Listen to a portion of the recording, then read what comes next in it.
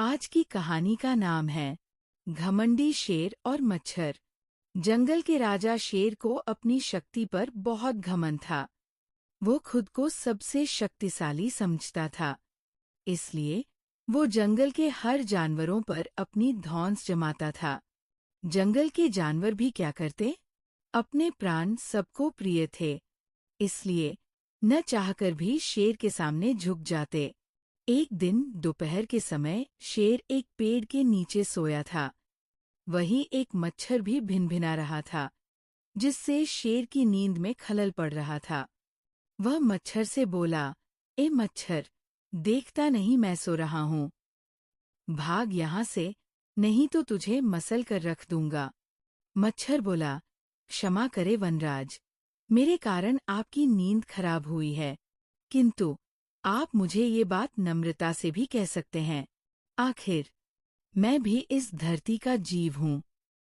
अच्छा, तो तू छोटा सा मच्छर अब मुझसे जुबान लड़ाएगा? और क्या गलत कहा मैंने?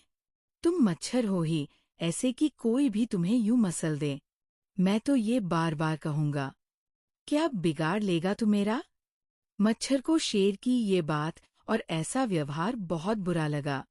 वह अपने साथी मच्छरों के पास गया और उन्हें सारी बताई। सभी मच्छरों को शेर की बात चुभ गई।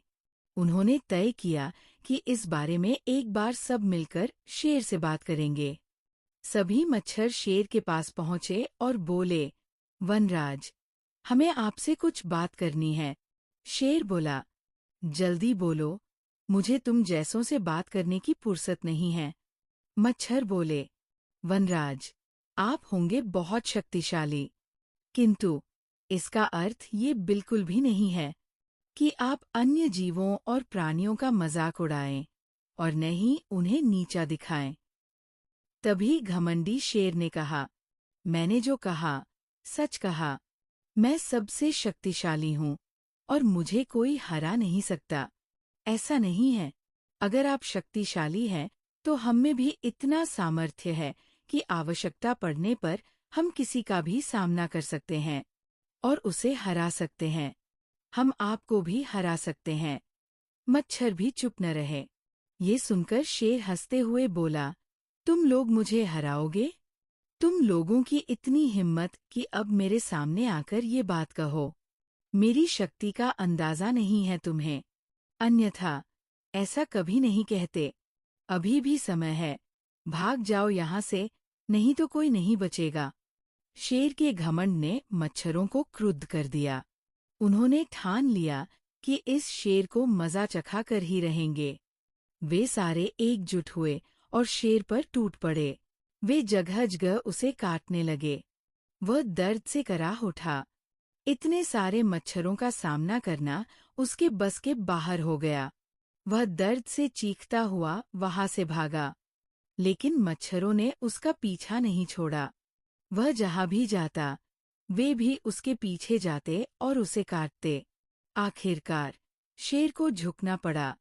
उसने हार मान ली। वह मच्छरों के सामने गिड़गिड़ाने लगा, मुझे बख्श दो, मुझसे गलती हो गई जो मैंने तुम्हें तुच्छ समझकर तुम्हारा मजाक उड़ाया और तुमसे बुरा व्यवहार किया। आज तुमने मेरा घमंड तोड़ दिया है। अब मैं कभी किसी को नीचा नहीं दिखाऊंगा। मच्छरों ने शेर को सबक सिखा दिया था, इसलिए उन्होंने उसे काटना बंद कर दिया। वे बोले, घमंडी का घमंड कभी न कभी अवश्य टूटता है। आज तुम्हारा टूटा है। घमंड करना छोड़ दो, अन्यथा एक दिन ये तुम्हें ले डूबेगा। और कभी किसी प्राणी को कम मत समझो। हर किसी का अपना सामर्थ्य और शक्ति होती है। शेर तौबा करते हुए वहां से भाग गया।